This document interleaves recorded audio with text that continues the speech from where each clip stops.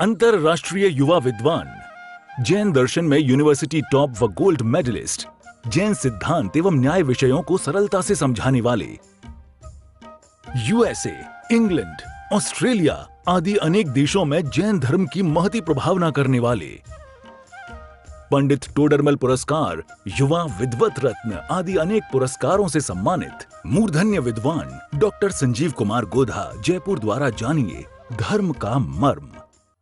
इस कार्यक्रम के पुण्यार्जक हैं श्री जीवनधर जैन, श्रीमती पुष्पा जैन, सौरभ जैन, तन्वी जैन, अभिषेक जैन, मिल्की जैन, मोनल जैन, साक्षी जैन, सान्वी जैन, अमीशी जैन एवं समस्त ठाकुरदास परिवार तिजारा, अलवर, राजस्थान।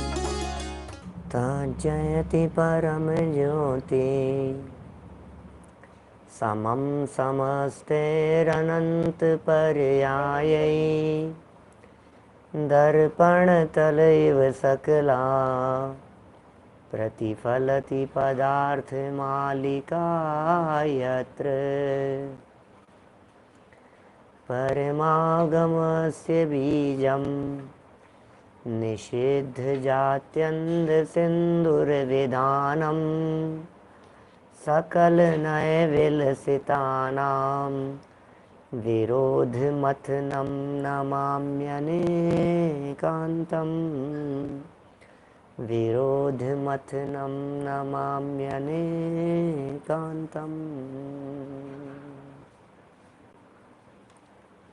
पुरुषार्थ सिद्धि उपाय नामक ये ग्रंथ है अमृत चंद्राचार्य की। यह है अनुपम रचना। श्रावकों के जीवन में किस प्रकार से व्रत होते हैं उनकी यहाँ चर्चा चल रही थी। प्रत्येक श्रावक को अपनी भूमिका के अनुसार नियमों का पालन करना चाहिए।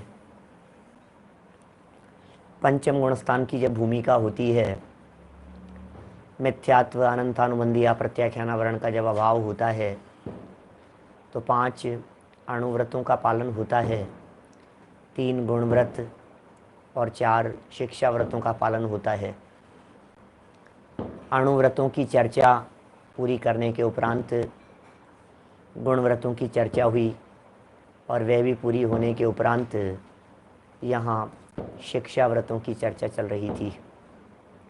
4 प्रकार के शिक्षा व्रतों में दूसरे प्रकार का शिक्षा व्रत जिसका नाम है प्रोषधोपवास, मोटा मोटा स्वरूप प्रोषधोपवास का ख्याल में आया होगा। सामायिक की चर्चा को ही और अधिक दृढ़ करने के लिए यह जीव प्रोषध पूर्वक उपवास करता है। प्रोषध शब्द का अर्थ पर्व यदि किया जावे तो पर्व के दिनों में जो उपवास हो वो प्रोषधोपवास है। और प्रोषध शब्द का अर्थ एकासन यदि किया जाए तो एकासन के साथ जो संकल्प लिया जाए उपवास का वो प्रोषधोपवास है। सप्तमी और त्रयोदशी के दिन उपवास का लिया गया संकल्प और अष्टमी और 14 के दिन किया गया उपवास और नौमी और पूर्णिमा आएगी या अमावस आएगी उस दिन किया गया पारणा, एक टाइम किया गया भोजन, ये सब प्रोषधोपवास की श्रेणी में जाएगा। उपवास के दिन क्या क्या करना चाहिए ये चर्चाएं अपनी चल रही थी। देखिए, दिन धर्म ध्यान पूर्वक व्यतीत कर लिया, शाम का समय सामायिक में निकाल दिया, रात्रि चटाई लेकर के एकांत स्थान में कम सोएं और सुबह जल्दी उठ जाएं। हैं कैसी कैसी बातें कही है। निद्रा को जीतने की बात कही। निद्रा भी तो एक प्रकार से विभाव भाव ही है। जैसे कषायें होती है ऐसे ही निद्रा भी होती है। निद्रा माने बेहोशी का काल, निद्रा माने मदहोशी का काल, निद्रा माने अजागृत अवस्था, ऐसा समझो आप।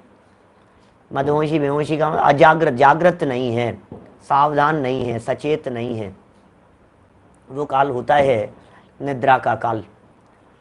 देखिए, उपवास के बाद क्या करना यह कहते हैं। पेज नंबर है 171। श्लोक है 155। 155 नंबर का श्लोक, 171 नंबर पेज। प्रातः प्रोत्थाय ततः कृत्वा तात्कालिकं क्रियाकल्पं निर्वर्तयेद्यथोक्तं जिन पूजां प्रासुकैर्द्रव्यैः। अन्वयार्थ, ततः माने इसके बाद, प्रातः सुबह ही, प्रोत्थाय उठकर, तात्कालिकम क्रियाकल्पम प्रातःकाल की सामायिक आदि क्रियाएं, कृत्वा माने करके, प्रासुकैः प्रासुक अर्थात जीव रहित, द्रव्यई द्रव्य से, यथोक्तम जिन पूजाम निर्वर्तियेत आर्ष ग्रंथों में कहे अनुसार जिनेंद्र देव की पूजा करें। ओहो, जैसा हमारे आर्ष ग्रंथों में कहा है, जैसा आगम ग्रंथों में कहा है, उस प्रकार पूजन आदि करने का यहाँ निर्देश दिया गया है।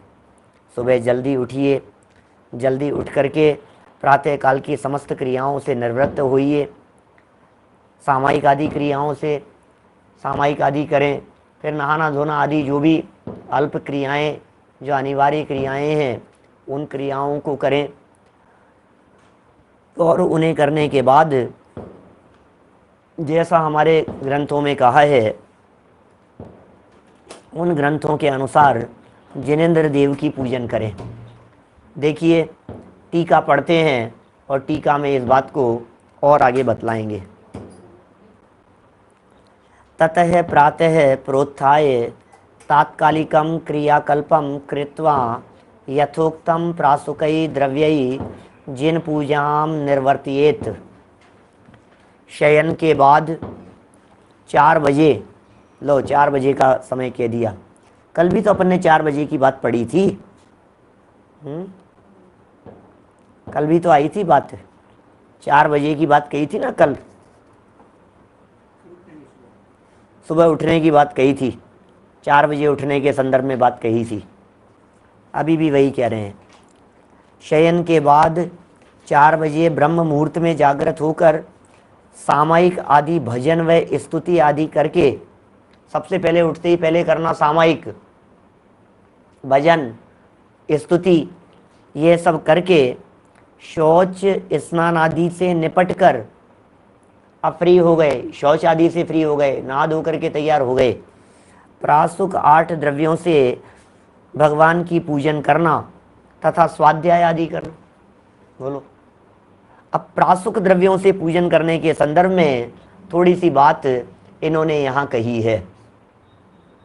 देखिए, भावार्थ पढ़ते हैं, बातें वही हैं घूम फिर के, इसलिए ज़्यादा कुछ विशेष कहने का है नहीं।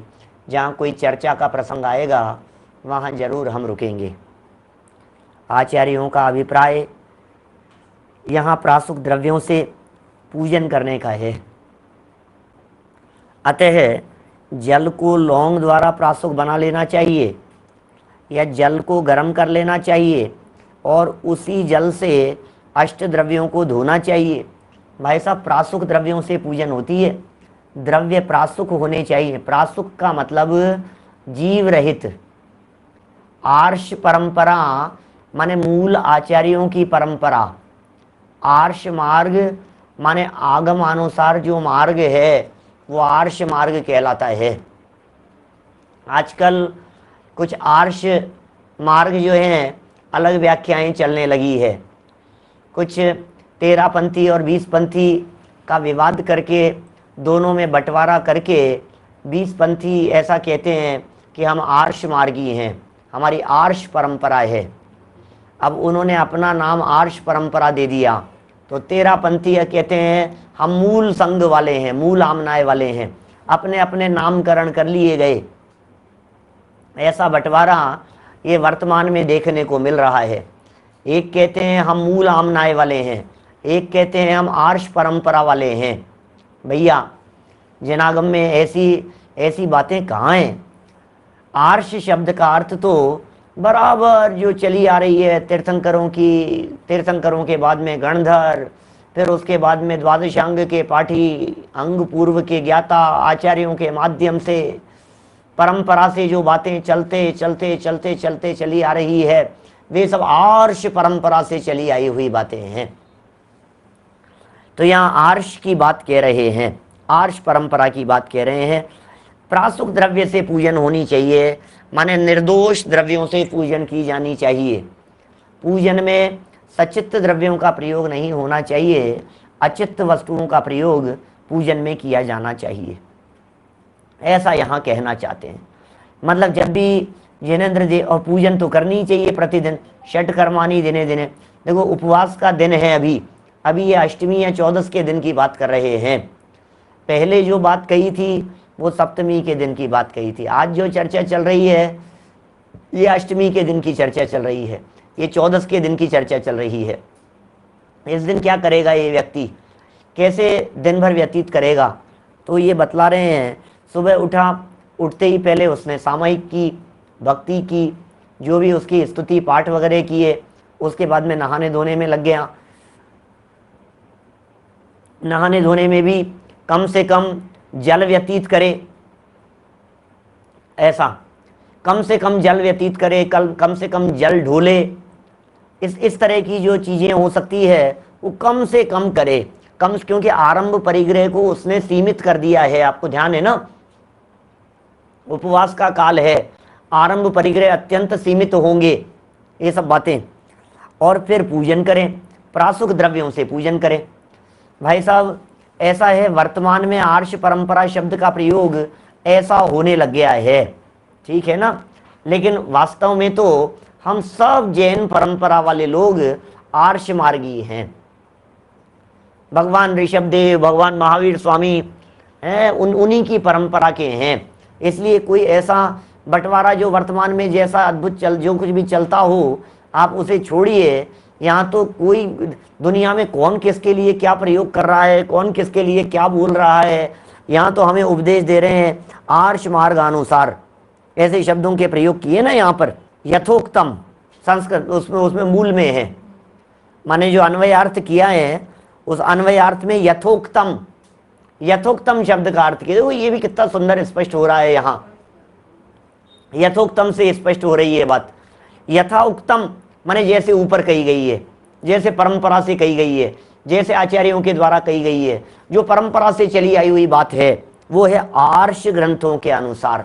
परंपरा से जो ग्रंथ चले आए हैं ऐसे अर्थ में ये प्रयोग किया गया है। चलिए देखिए, अपन तो कहाँ आ गए थे, भावार्थ तक उतर गए थे।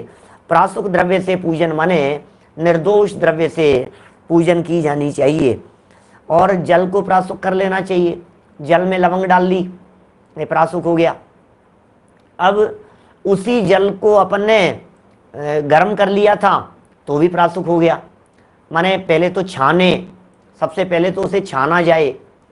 छानने के बाद यदि आप उसको पूजन की सामग्री धोने में उपयोग लेना चाहते हैं तो लवंग डाल करके प्रासुक बनाया जा सकता है। लेकिन यदि उस छने हुए जल को आप जिनेंद्र देव की प्रतिमा प्रक्षालन में प्रयोग में लेना चाहते हैं तो फिर वो जल गर्म करके प्रासुक किया गया होना चाहिए। लवंग डला हुआ जल वो जिनेंद्र देव की प्रतिमा अभिषेक वाला नहीं होता है, वो सदोष हो गया है वो जल, तो सावधान रहें। अभी प्रासुक शब्द की बहुत सुंदर व्याख्या इन्होंने यहाँ, एक तो गोमट सार की जो केशव वर्णी जी की संस्कृत टीका है उसमें भी दिया है, और कार्तिकेय स्वामी की जो ग्रंथ लिखा है कार्तिकेय अनुप्रेक्षा उसमें भी लिखा है। उसका हवाला देते हुए प्रासुक शब्द का स्पष्टीकरण किया है। देखिए प्रासुक माने क्या होता है, जल भी प्रासुक होता है, जगह भी प्रासुक होती है, क्षेत्र और मार्ग भी प्रासुक होने की चर्चाएं हैं। प्रासुक द्रव्य भोजन में ग्रहण किए जाते हैं। हमारे यहाँ जो त्यागी होते हैं, व्रती होते हैं, संयमी होते हैं, वो सब अचित्त द्रव्यों को भोजन में ग्रहण करते हैं। प्रासुक द्रव्यों के माध्यम से आहारचर्या उनकी पूरी होती है। मार्ग वगैरह भी प्रासुक कहे जाते हैं। जैसे मुनिराज गमन करते हैं ना तो प्रासुक मार्ग में चलते हैं। मार्ग की प्रासुकता के संदर्भ में ऐसा कहा है, जिस मार्ग पर धूप आ गई हो, रात्रि व्यतीत हो जाने के बाद सूर्य की किरणें जिस मार्ग पर पड़ गई हो वो मार्ग प्रासुक हो जाता है, अथवा जिस मार्ग से कोई व्यक्ति गमन कर चुका हो वो मार्ग प्रासुक हो जाता है। क्या माने, जैसे जगह हम यहाँ बैठे हुए हैं, अब सुबह हुई तो रात्रि भर के अंदर जो जीव इकट्ठे हो गए होंगे, जहाँ भी रास्ते में होंगे, मार्ग में होंगे, जगह पर होंगे, इधर से उधर विचरण करते रहते हैं, कोई आन जान नहीं होता है, तो जीवों की उत्पत्ति भी ज़्यादा हो जाती है। तो फिर क्या करेंगे ऐसी जगह पर? तो मुनिराज ऐसे ही उठ करके नहीं चल देते हैं, या तो आवागमन काफ़ी हो गया हो तो फिर वो प्रासुक हो गया है वो मार्ग, या सूर्य की किरणें पड़ गई हो तो वो मार्ग प्रासुक हो गया। प्रासुक शब्द का शाब्दिक अर्थ होता है शुद्ध। अभी यहाँ भोजन सामग्री में भी प्रासुक शब्द का प्रयोग किया जाता है, और पूजन सामग्री भी प्रासुक होनी चाहिए। तो यहाँ भोजन सामग्री की प्रासुकता के संदर्भ में बतला रहे हैं, जो द्रव्य सूखा हो वो द्रव्य सेवन किया जावे, और पका हुआ हो, माने कच्ची वस्तुएं वे प्रासुक नहीं होती है, कच्चे फल फूल आदि वे प्रासुक नहीं होते हैं। अब आप कहेंगे साहब प्रासुक नहीं होते हैं तो क्या कच्चे फल फूल आदि नहीं खाना चाहिए? नहीं खाना चाहिए, उसमें दोष ज़्यादा है। लेकिन अपन तो टिंडे लाएंगे तो कच्चे देख के लाएंगे, लौकी लाएंगे कच्ची कच्ची है, भिंडी कच्ची कच्ची तलाशते हैं लोग, मतलब सब फल वगैरह ऐसे कच्चे कच्चे ऐसे ऐसे अच्छे लगते हैं, कच्चे केले कच्चे कच्चे कच्चे।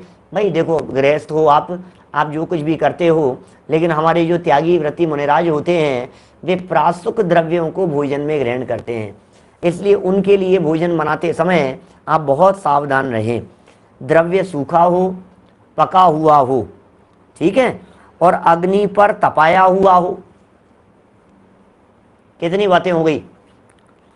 सूखा होना चाहिए, कुछ चीज़ें ऐसी होगी जो सूखने पे प्रासुक हो गई है, कुछ ऐसी होंगी जो पकने पे प्रासुक हो गई हैं, कुछ ऐसी भी होंगी जो अग्नि पर तपाने पर प्रासुक हो गई है। जैसे समझिए आप जल की बात कही तो जल को गर्म कर लिया तो वो प्रासुक हो गया, ऐसा। कुछ ऐसी भी चीज़ें होती हैं जिनको लवण या अम्ल रस से मिश्रित कर लिया गया तो वे प्रासुक हो गई। नमक के पानी से एप्पल को धो दिया गया तो वो एप्पल प्रासुक हो गई, ठीक है ना। नमक के पानी से धो दिया उसको, या फिर अम्ल रस कह रहे हैं। अम्ल रस तो ये तो जो खटाई वगैरह जिसमें हो, अम्ल मतलब क्षार, क्षार अम्ल का अपोजिट होता है। अम्ल माने नींबू वगैरह, ऐसी ऐसी खटाई, एसिडिक, तो वो मिश्रित हो, ये प्रासुकता के बारे में बतला रहे हैं। और पता है क्या कह रहे हैं आगे? कोल्हू का बैल होता है, ऐसे चलाए जाते हैं। अब ये सब गाँव के लोग ज़्यादा समझते हैं। छुरी चक्कू आदि यंत्रों से छिन्न भिन्न किया हुआ हो तथा संशोधित हो, छाना हुआ हो, बीना हुआ हो, सोधा हुआ हो, वह सभी प्रासुक द्रव्य है। माने भोजन में प्रासुक द्रव्यों का सेवन किया जाना चाहिए। भैया कच्चे केले तो आजकल बहुत उपयोग में लेते हैं अपन लोग, ठीक है ना। तो मैं ये थोड़ी ना कहूँगा आपसे कि आप कच्चे केले उपयोग में लेना बंद कर देवें। फिर आप कहेंगे साहब आलू छुड़ा करके तो हमें कच्चे केले पर लेकर के आए थे, अब कच्चे केले नहीं, ऐसा नहीं है, वो कोई ऐसी कोई बात नहीं है। यहाँ तो कच्चे फल सब्जियों की बात चल रही है, मुनिराजों के लिए बात चल रही है, व्रतियों के लिए बात चल रही है। सचित्त त्याग प्रतिमाधारी श्रावकों की जैसी बात हो ऐसा समझ लेना, है ना। तो ये क्या कह रहे हैं यहाँ पर? वो सभी प्रासुक द्रव्य है। वे गाथा स्वामी कार्तिकेय ग्रंथ की संस्कृत टीका में तथा गोमटसार की केशव वर्णीकृत संस्कृत टीका में सत्य वचन के भेदों में कही गई है। वहाँ वो चर्चा उद्धृत की गई होगी। इस प्रकार की चर्चा प्रासुक शब्द की व्याख्या के संदर्भ में उसे अपन ने यहाँ पढ़ा है। चलिए ऊपर दो लाइनें और महत्वपूर्ण कही है भावार्थ में। एक तो अष्ट द्रव्य चढ़ाते हैं अपन पूजन के अंदर, जल, चंदन, अक्षत, पुष्प, नैवेद्य, दीप, धूप, फल है, फिर अर्घ बना लिया जाता है आठों को मिला करके। इन द्रव्यों से पूजन की जाती है। और ये सब निर्दोष होने चाहिए। भैया सीधी सी बात है, सावध्य लेशो बहु पुण्य राशो, कम से कम दोष लगे, कम से कम विराधना हो, कम से कम हिंसा हो। अहिंसक जैन धर्म हमारा है, अहिंसा की हम बात करते हैं, तो जितना हो सके निर्दोष होना चाहिए, ये विचार अपने दिमाग में होना चाहिए, हिंसा कम से कम। देखिए कह रहे हैं भगवान की पूजा में अनेक प्रकार के सचित्त पदार्थ जैसे नारंगी, मौसमी, गन्ना है, केला, मिठाई, ऐसी ऐसी चीज़ें इत्यादि कदापि नहीं चढ़ाना चाहिए। खाने पीने की चीज़ें, अरे वो मंदिर में चढ़ाते चढ़ाते ही बच्चा रोने लग जाए, मैं तो संतरा खाऊंगा, अब 2 साल का बच्चा रोने लग गया, अब आप क्या करोगे आप? तो ऐसे ऐसी चीज़ें काहे को चढ़ाओ आप वहाँ। फिर उन चीज़ों को वहाँ चढ़ाते हैं और चढ़ा करके फिर उसमें जीव आने की संभावना होती है। फिर अंदर से वो कैसा होता है, स्वयं सचित्त है वो फलादिक जो दिखाई दे रहे हैं वही सचित्त दिखाई दे रहे हैं। नारियल के जल से अभिषेक नहीं कर सकते, कैसे कर सकते हैं आप नारियल के जल से अभिषेक? सचित्त है वो, हरे के अंतर्गत आता है। अष्टमी चतुर्दशी के अंदर के दिन नारियल पानी नहीं पीते, डाब जिसे कहते हैं ना नारियल पानी, वो कच्चा नारियल, वो भी ग्रीन है, इसलिए उसको भी उपयोग में नहीं लेना चाहिए। बहुत ज़्यादा क्वांटिटी में भी द्रव्य नहीं चढ़ाना चाहिए। ऐसा भ्रम सा लगता है लोगों को, संतोष जी भाई साहब, ऐसा लगता है हमारे को जितना ज़्यादा द्रव्य चढ़ाएंगे लोगों को ऐसा लगता है मुट्ठी भर भर करके चढ़ाओ, ज़्यादा चढ़ाओ। अरे मैं कैसे नहीं, 3 लोग मिलकर के एक ही थाली में से यदि सामग्री चढ़ा रहे हो तो ऐसे लगता है बादाम तो मैं ही चढ़ाऊँगा, क्योंकि फल तो मुझे मिलना चाहिए। भाई भावों का फल मिलता है, यस्मात् क्रिया प्रतिफलंती ने भाव शून्य है, कितना साफ साफ लिखा हुआ है, लेकिन लोग चढ़ाते हैं, लोग नहीं समझते हैं। अब यही है कि ये परंपरागत भेदों के रूप में भी इस बात को देखा जाता है, लेकिन अपना विवेक प्रमुख होना चाहिए भैया। मंदिर में तो आप लड्डू पेड़े चढ़ा रहे हो और गरीबों को खाने को नहीं मिल रहा है। मंदिर में तो खूब घी के दीपक जला रहे हो, अखंड दीपक जला रहे हो और खूब चल रहा है वहाँ तो, और बेचारे जो लोग हैं गरीब लोग, उनको खाने को नहीं मिल रहा है।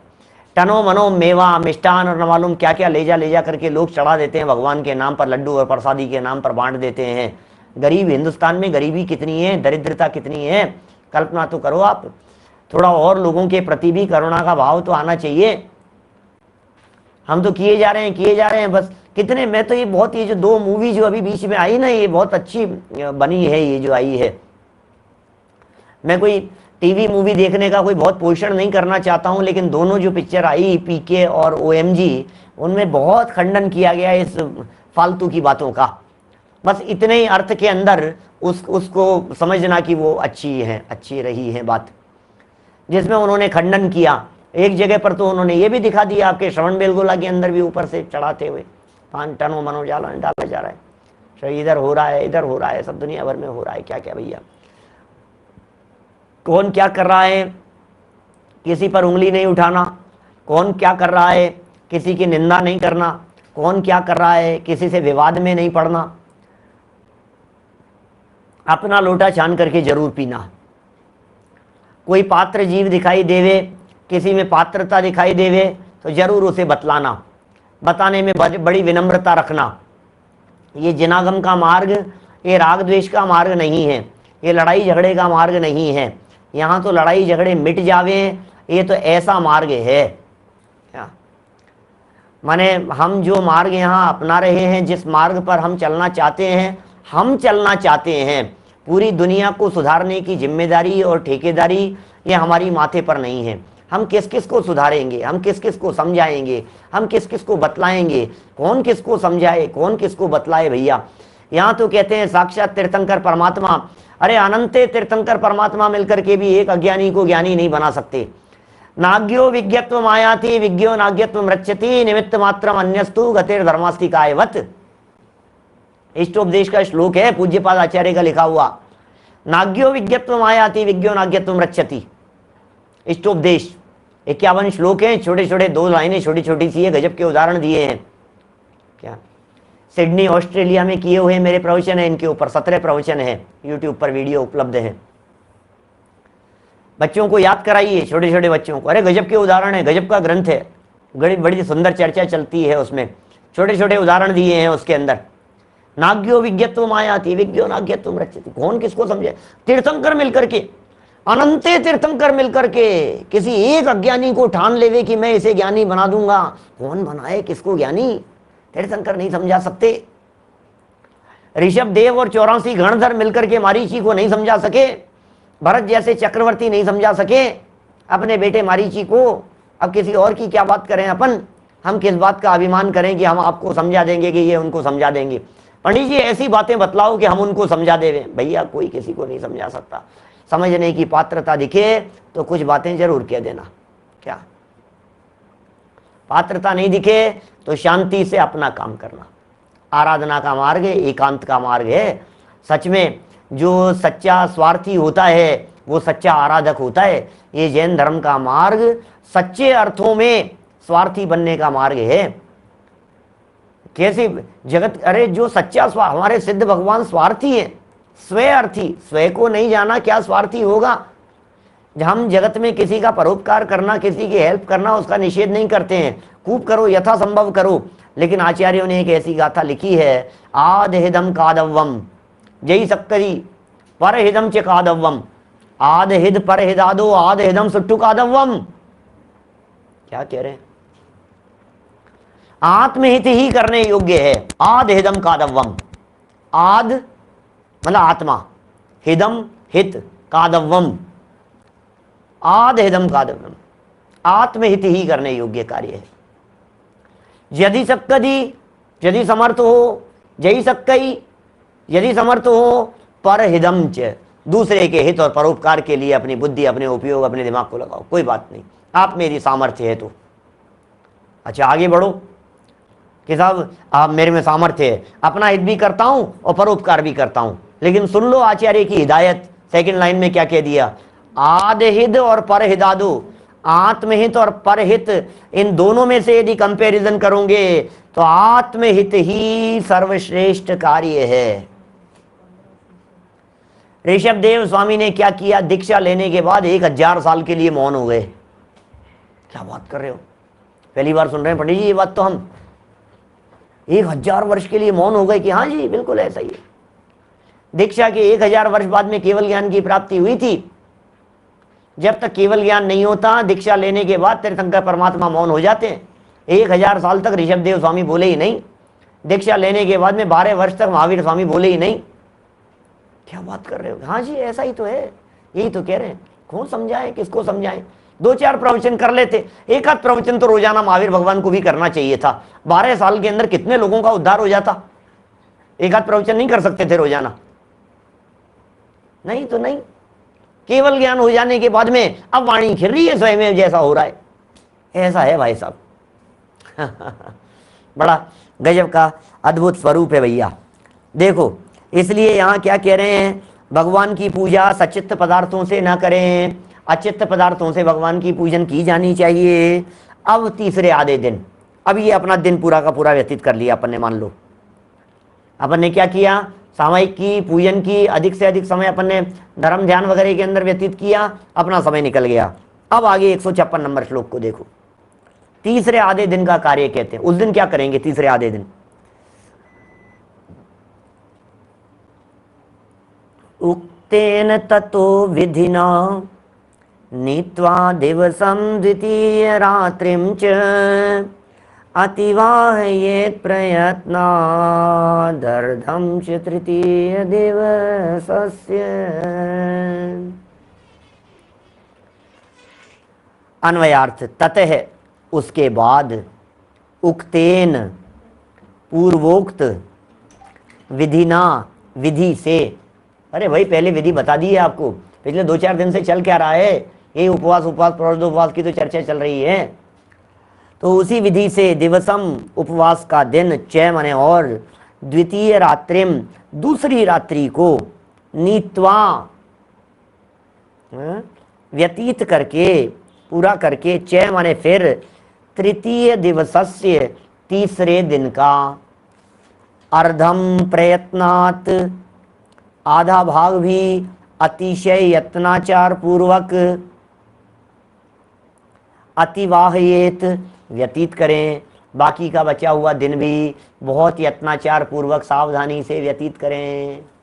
उपवास के संदर्भ में अब सरल सरल बातें हैं, बहुत सरल शब्दों के अंदर कह दिया, घुमा फिरा करके बात घूम फिर करके एक ही आ गई है कि भैया जितना हो सके आरंभ से बचो, जितना हो सके परिग्रह से बचो, जितना हो सके पांचों इंद्रियों के विषय भोगों से बचो, जितना हो सके आडंबरों से दूर रहो, व्यापार, घर गृहस्थी, राजकाज, जो कुछ भी आपके काम हैं उन सारे कामों से बच करके आप उपवास करो। लेकिन इन सारे कार्यों से बचने का अर्थ ये नहीं है कि चादर तान करके सो जाओ, क्या? क्योंकि हम तो सारे कार्यों से बच गए था, हम तो सब कुछ नहीं किया। हमने क्या किया कि सुबह से सोए और महीने भर की नींद निकाल ली हमने पूरी की पूरी। अरे भैया, महीने भर की नींद निकाल ली, कितने समय से थके हुए थे, आज तो उपवास, कुछ नहीं, कहीं आना जाना नहीं, कुछ नहीं करना और सो गए। नहीं भाई, ऐसा नहीं। आराधना में हर घड़ी बीते प्रभु मेरी, बस आराधना के अंदर बीते समय ज्यादा से ज्यादा। देखिए टीका पढ़ते हैं। ततः उक्तेन विधिना दिवसम नीत्वा च द्वितीय रात्रिम नीत्वा च तृतीय दिवसस्य अर्धम प्रयत्नात् अतिवाहयेत। फिर जिस प्रकार धर्म ध्यान पूर्वक पहले आधा दिन व्यतीत किया था, आधा दिन बिताया था जैसे धर्म ध्यान पूर्वक, उसी प्रकार दूसरा दिन भी व्यतीत किया, धर्म ध्यान पूर्वक व्यतीत किया। तथा जैसे स्वाध्याय पूर्वक पहली रात्रि व्यतीत की थी, पिछली रात्रि में जिस तरह से स्वाध्याय आदि चिंतन पूर्वक व्यतीत किया था, वैसे ही दूसरी रात भी व्यतीत करके अत्यंत प्रयत्न पूर्वक तीसरा आधा दिन भी व्यतीत करना चाहिए। पहला आधा दिन, दूसरा पूरा दिन और तीसरा आधा दिन, 3 दिन तक चलेगा ये। सोचो आप क्या समय बीतता होगा आराधना के अंदर, किस प्रकार का समय बिताते होंगे ज्ञानी धर्मात्मा पुरुष। बड़ा अद्भुत माहौल हो जाता है। एक आध बार यदि ऐसा करके देखो तो आप फीलिंग ही इस प्रकार की आने लग जाती है जिसकी आप कल्पना नहीं कर सकते हो। मुझे कई बार कई लोग मिलते हैं, ये ध्यान करने कराने वाले लोग, क्या जगह जगह मिलते हैं, देश विदेश दुनिया भर में लोग इस तरह के फैले हैं। बहुत सारे लोग साधर्मी तो ऐसे भी मिलते हैं जो ये कहते हैं, पंडित जी एक बार हम वहाँ गए थे विपश्यना के लिए, 10 दिन विपश्यना के लिए गए थे, वहाँ जाकर के हमने ध्यान किया, 10 दिन बिल्कुल मौन, फोन नहीं, कुछ नहीं, किसी से बात करनी हो तो सिर्फ लिख करके बात करें, बिल्कुल मौन, एक शब्द भी 10 दिन के लिए नहीं बोलना। ऐसे ऐसे वैसे ध्यान कराते 10 दिन के लिए, 10 दिन के लिए मौन की प्रतिज्ञा। भोजन उन्हीं की तरफ से होगा, जो वो खिलाएंगे, दाल सूखा रूखा जो कुछ भी है उनका, वो न सोते पड़े रहेंगे, कुछ नहीं, किसी से कुछ बोलना नहीं, बंद, ये वो बंद, क्या क्या है। और बोले हमने तो इतनी शांति, इतना रिलैक्स फील किया, हम क्या बताएं। ऐसे लोग मिलते हैं मेरे को, कहते हैं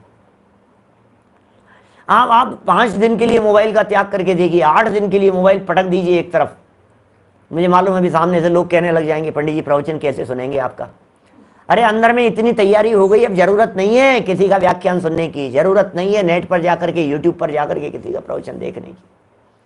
इतनी तैयारी अंदर में होनी चाहिए, निर्वृत्ति होनी चाहिए सब प्रकार से, इतनी परिपक्वता अंदर में आ जाए तो वो आनंद आता है उसमें भी। वो एक जीवन अलग प्रकार का होता है, उसमें एक शांति अलग प्रकार की होती है। ये कह रहे हैं देखिए यहाँ, तो पहला आधा दिन व्यतीत किया, दूसरा दिन व्यतीत किया स्वाध्याय आदि में, जैसे पहली रात्रि व्यतीत की उसी प्रकार से दूसरी रात्रि भी व्यतीत की है। फिर इसी तरह से तीसरा आधा दिन भी व्यतीत करना चाहिए, व्यतीत कर लेना चाहिए। भावार्थ, जिस प्रकार धारणा का दिन व्यतीत किया था, सुनिए भावार्थ पढ़ रहा हूं, जिस प्रकार धारणा का दिन व्यतीत किया था उसी प्रकार पारणा का दिन भी व्यतीत करें। माने धारणा का दिन था सप्तमी का, पारणा का दिन है नवमी का, तो सप्तमी जैसा दिन व्यतीत किया था आधा, वैसा नवमी का दिन भी व्यतीत करें। धारणा से लेकर पारणा तक का 16 पहर का समय, धारणा से पारणा तक कितना टाइम व्यतीत हो गया, 16 पहर। कितना लंबा काल हुआ है सूले पहर का?